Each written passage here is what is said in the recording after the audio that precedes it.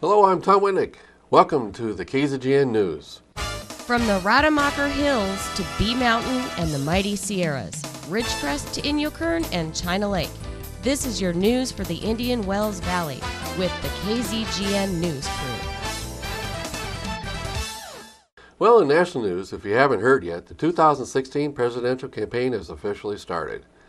Senator Ted Cruz, a Republican out of Texas, has announced his run for the President of the United States in a speech in Virginia this morning. He announced he is running for president.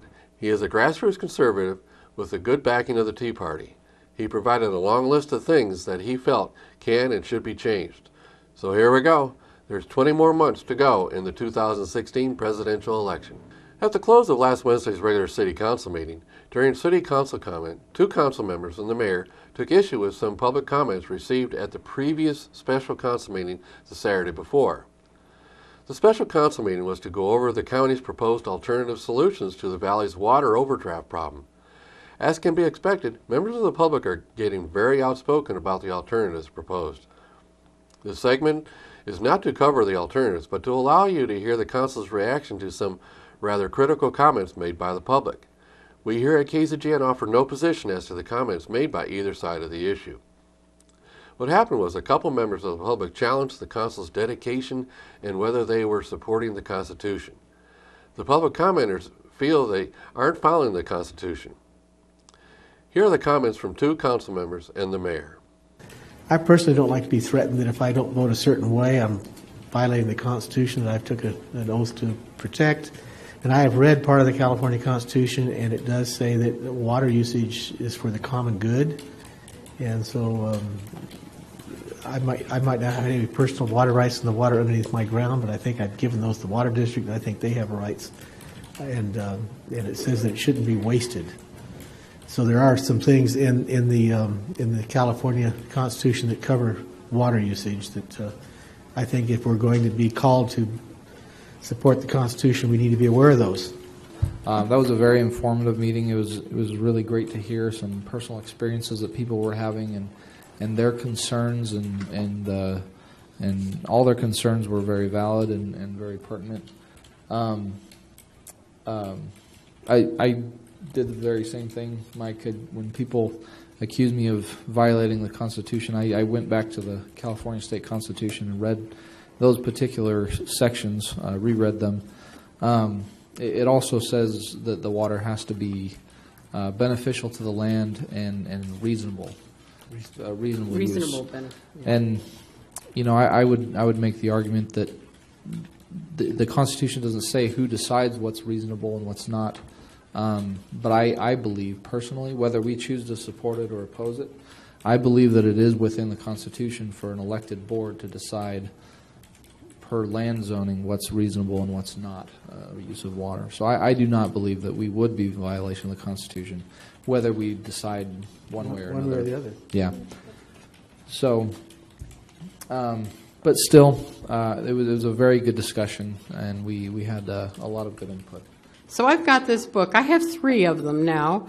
I carry one in my purse, one at my desk, and one in my laptop. And I have read the Constitution more times than I care to tell you. I see different things each time. But quite frankly, I feel like we are carrying out what we chose to do and swore to do. And I don't like being threatened. I'm sure some of it was rhetoric. I mean, just the talking about KGB and all that, it was rhetoric. There's no doubt about it. But quite frankly, this Constitution belongs to all of us. It doesn't belong to any one of us. And so with that being said, I asked our council that was here on Saturday if they had any problem if I wrote a response, but I am not going to write it until after we hear Mrs. Oviatt, thank you, on the 1st. I think it is terribly disrespectful to have her come here and speak to us and say, oh, by the way, we've already made up our minds, so it doesn't matter whether you come or not. We've made our official comments. Again, I close that we take no position to the public comments. During the city manager's comments, he let the council know that the contractor hired to video inspect all the sewer lines in the city is almost complete. It wouldn't be long until they present their findings of their inspection. He does believe that there will probably be 3 levels of conditions presented. It is apparent already that there are some areas that already need full replacement. So in the near future, he will be providing a review of the inspection to the council with the recommendations and the cost to do the repairs. In watching how he discussed this, it appears that some more demands will be coming against the city's budget to do these repairs. We'll just have to wait to hear just how expensive these financial demands will be. On March 19th, Assemblywoman Shannon Grove out of Bakersfield released the following statement in response to an announcement on emergency drought legislation. For years, Republicans have pleaded with state leaders to build water storage infrastructure to avoid the need for emergency drought legislation. But their cries were largely ignored.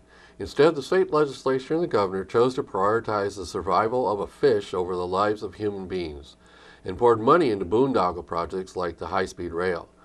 I'm in support of the Assembly Republican leader Kristen Olson's call today to expedite water storage projects that have languished in the permitting process for decades. If the state can expedite the governor's high-speed rail project by exempting it from the costly environmental regulations, then it should do the same for the state's water storage projects. This state has got to stop diverting water into the ocean to protect the 3-inch bait fish and start delivering water to our farmers and ranchers. Otherwise, this water shortage emergency is going to turn into a food shortage disaster. Increasing water storage should be California's top priority. People's lives, their livelihoods, and this country's food supply are at stake. In additional information on this topic, there have been studies that have determined that approximately 74% of the fresh water that falls into California flows down rivers and streams into the San Francisco Bay and then out to sea. If the state would just build larger storage capabilities up north to capture that water, then it could be distributed to all the people of California, instead of just flowing out to sea. The farmers in the Central Valley are begging for water, yet Sacramento is taking no significant action to correct the problem. But wait, Governor Brown has announced a $1 billion investment in the water shortage. Has anyone actually heard what he wants to do with the $1 billion? Well, here's from the governor. He states, the legislation includes more than $1 billion for local drought relief and infrastructure projects to make the state's water infrastructure more resilient to extreme weather events. The package accelerates $128 million in expenditures from the governor's budget to provide direct assistance to workers and communities impacted by drought and to implement the Water Action Plan. It also includes $272 million in Prop 1 water bond funding for safe drinking water and water recycling, and accelerates $660 million from the Proposition 1E fund for flood protection in urban and rural areas. Senate Republican leader Bob Huff had this to say, Republicans have consistently said that storage is essential for providing a reliable water source to all of California for future generations. The Prop 1 water bond that was passed last year is a critical step forward in meeting the needs for California's future. Assembly Republican leader Kristen Olson offered these comments. This emergency drought relief is an important band-aid. We must move beyond temporary fixes. Projects to increase water supply have been hung up in government red tape for decades. I'm glad today we are making decisions that help people and look to us all to make real actions on long-term projects so emergency actions are no longer needed. So now we wait and see what this $1 billion proposal really does. Is it just another welfare-type band-aid for certain people out of work due to the water shortage, or does it really do something to fix the problem? Does it build infrastructure up north to capture and store water? Most agree this is where the effort needs to start, water capture and storage. Stay with us. We'll be right back after these messages from our sponsors.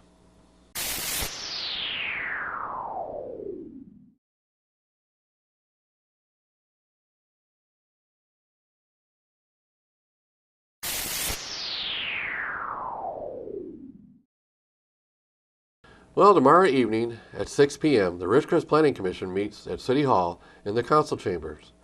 They have a number of very important agenda items.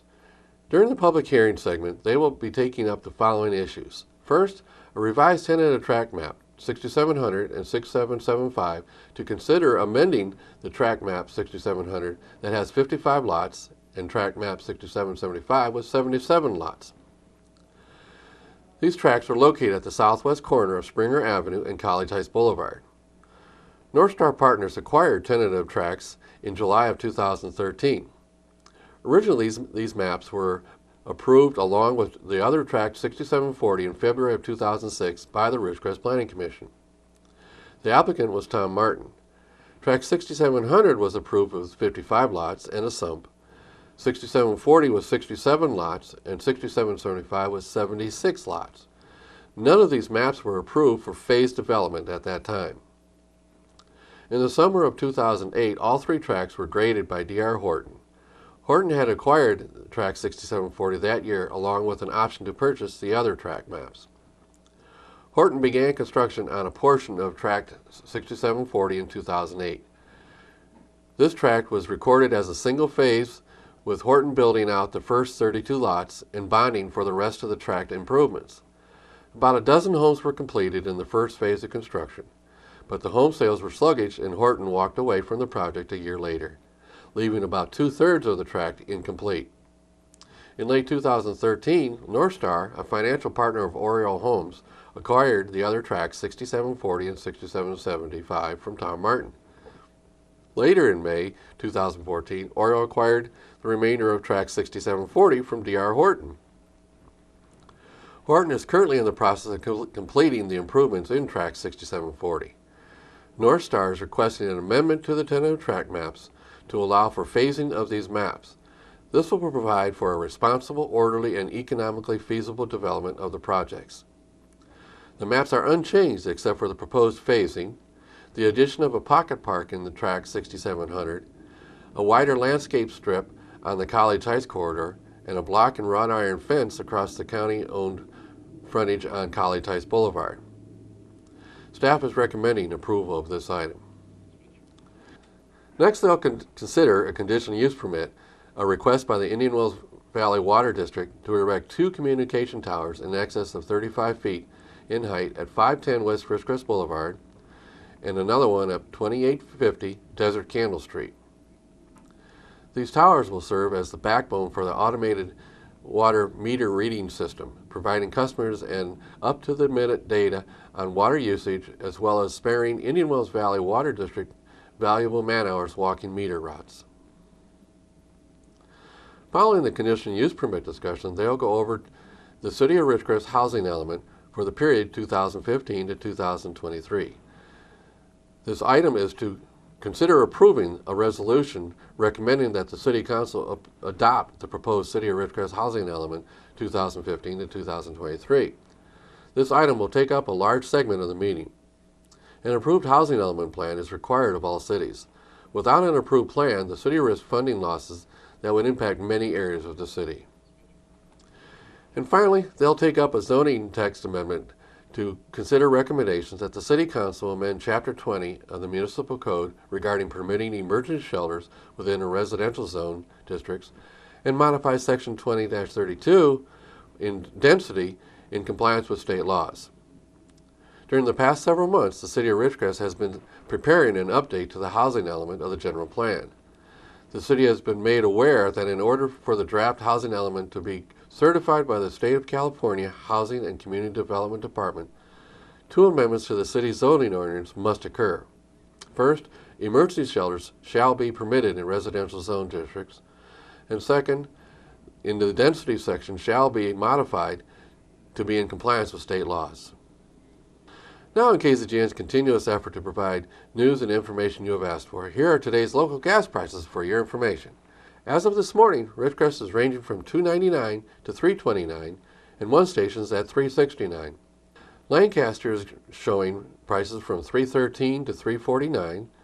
The LA Valley area is showing $3.07 to $3.29, and the Bishop area is showing $3.26 to $3.39. We have one station coming in at the $2.99 figure. I would add that we continue to be cheaper here than at the Costco station in Lancaster. We have 7 Ridgecrest stations cheaper than Costco in Lancaster.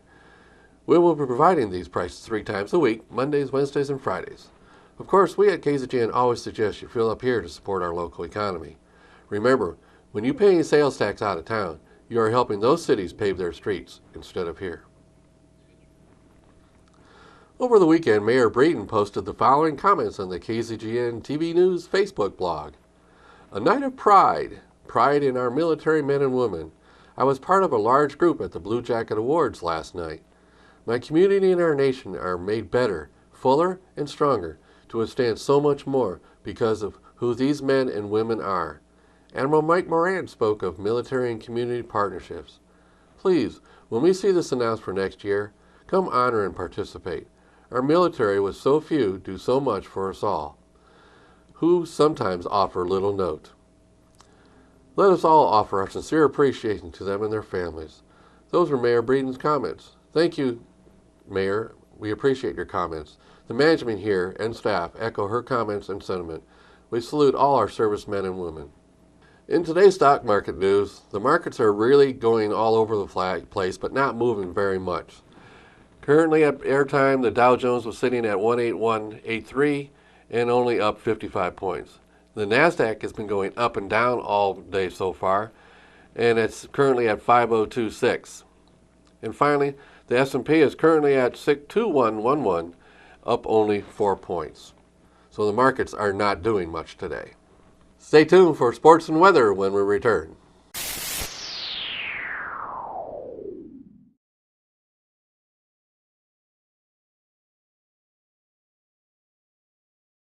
Thanks for staying with us. And now let's go to Keith for the weather. Thank you, Tom. Nationally, things are starting to warm up. In the Northeast, from Maine to New York and as far south as Massachusetts, temperatures were in the low to upper 20s. In the central states, mild temperatures from the 50s to upper 60s. On the west coast, scattered rain from Seattle to northwest Oregon. San Francisco and Los Angeles, both in the low to mid 60s. But for us in the IWV, for our local weather, tonight we have a wind advisory with wind gusts up to 25 miles per hour. Mostly clear with a low around 46. Tuesday, mostly sunny with a high near 78. West-northwest wind around 5 miles per hour. Tuesday night, partly cloudy with a low around 50. Wednesday, sunny with a high near 80. North-northeast wind 10 to 15 miles per hour. Wednesday night, mostly clear with a low around 50. North wind around 5 miles per hour. Thursday, sunny with a high near 84. North wind 5 to 10 miles per hour. And Thursday night, clear with a low around 51, east wind at 5 miles per hour. That is your local forecast. And back to Tom. Thanks a lot, Keith. And now to Tom Heck with the sports.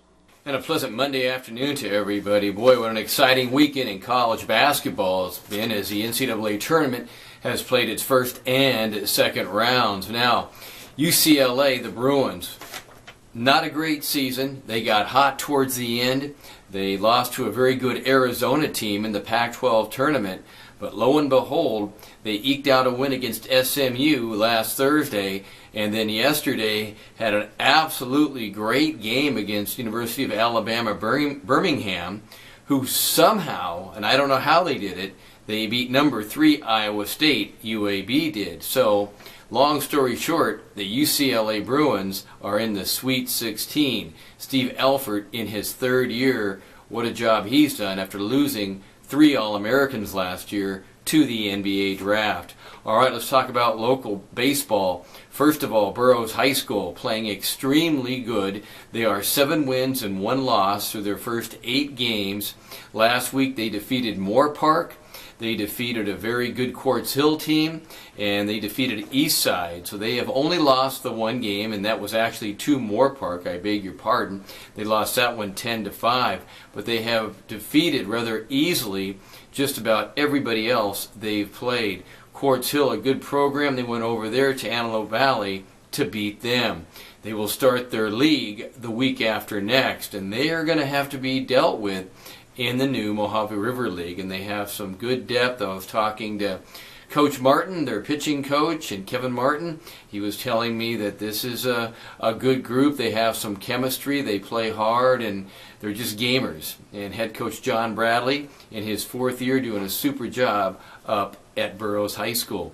Okay, let's talk about up the hill. Saracoso gave number 2 San Bernardino Valley, the second best team in the league, all they could handle on Saturday afternoon before losing a tough 9-6 game. The game was tied 5-5 going into the 9th inning when reliever Dylan Martin with 2 outs gave up a grand slam home run to left-handed hitter John McCray. No doubt about that one. You might have heard it on KWDJ, the game on Saturday. Also, SaracosoBaseball.com has been carrying the games, and it was an exciting game. Went down to the very last inning. Coso had a chance to go ahead in the bottom of the 8th inning, but left runners on 2nd and 3rd. The Coyotes will next take on a very scrappy Barstow team this coming Tuesday at Barstow. They'll play Thursday here. That game's a 6 o'clock game. Then they'll go back and play at Barstow on Saturday, that game at noon. All right, in case you missed it, let's look at the NCAA scoreboard. Wichita State beats Kansas 78-65. That surprised a lot of people. Didn't surprise me last few times I've seen Kansas. They have not looked all that good. Duke, a big winner over San Diego State. They do look good. Michigan State beats Virginia. Michigan State was ranked 23, Virginia 6, but you can throw all that out the door when it comes NCAA tournament time. Both those teams, great defensive teams. Coach Tom Izzo, in his 18th year at the helm, don't bet against Michigan State. They always play better in the tournament. Now, Notre Dame beat Butler 67-64 in Pittsburgh. That game went into overtime before the Irish could win that one. And North Carolina, Ray Williams in his 18th year at North Carolina, they beat Butler 67-64. Roy Williams, after the game, was elated, said his team is playing as hard now as they have in a long time, and pleased with their effort. I bring all that up because North Carolina right now is going to have to be dealt with. They're ranked number 18, but as I mentioned, throw away the rankings. All right, North Carolina State beats Villanova. Now, Villanova was number 2 in the land. North Carolina State, unheralded, but their athleticism, they have to be stopped also. That was a bit of a surprise. Xavier over Georgia State. Cinderella now has struck 12. That's Georgia State. Arizona, a winner from the Pac-12. They beat Ohio State. Kentucky mutilates Kansas, or rather Cincinnati, I beg your pardon. Now, Kentucky, if they run the gauntlet now, they're in the Sweet 16, they win another 4 games, and they will end up the season at 40-0. I don't know who's going to beat them. All right, let's take a look at the big surprise. I mentioned Iowa State somehow losing to UAB, and then UC Irvine. UC Irvine played really well. Our local team got in and lost to Louisville by 2 points. So UC Irvine won the Big West tournament. And in the NBA, LeBron James scores 28. The Cavaliers beat the Bucks. Oklahoma City is red hot right now. Russell Westbrook a triple-double. They're getting healthy. They need to because they're on the bubble in the playoffs. The Clippers defeat New Orleans. They're playing pretty well. And the Spurs starting to act like the Spurs. They beat the Hawks, the number 1 team in the East, in Atlanta. They beat them by 14 points the other night. That's your sports for this Monday. Tom Heck for KZGN. So that's the news for today. All of us at KZGN-TV know you have a choice in what you watch for news. We all thank you for choosing KZGN-TV, Ridgecrest's only community TV station. And now stay with us for the following pictures sent in by Debbie to KZGN-TV News. Thanks for the great pictures, Debbie.